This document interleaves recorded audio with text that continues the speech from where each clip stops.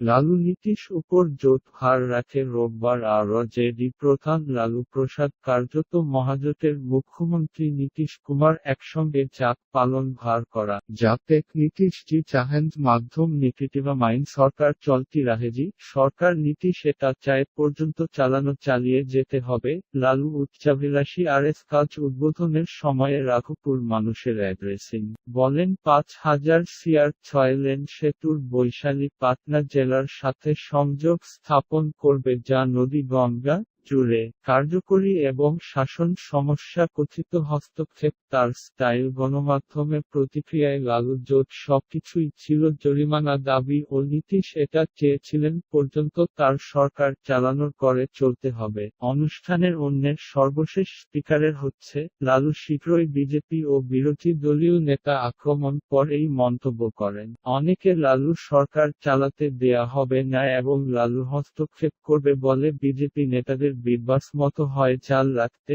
BJP কোনো পাঠ শেখা হয়নি এমনকি সমাবেশ নির্বাচনে অপমানজনক পরাজয়ের সম্মুখীন করে। লালু এর মন্তব্য বিভিন্ন বিশ্লেষক তিনি তার নিজস্ব স্টাইল এবং যে কোনো স্ট্রেন ক্ষেত্রে কাজ করে চলতে হবে। নীতীশ একটি অবগুণ্ঠিত হুমকি জারি করে যে ওপেনিং সঙ্গে রাষ্ট্র রাজনৈতিক বৃত্তের ফটকা নেতৃত্বাধীন ভার হবে তাকে নীতীশ উপর এবং না লালু জি করে সে তার জীবন বসবাস উপায় কারণ তার নিজস্ব স্টাইল কাজ লেগেছে।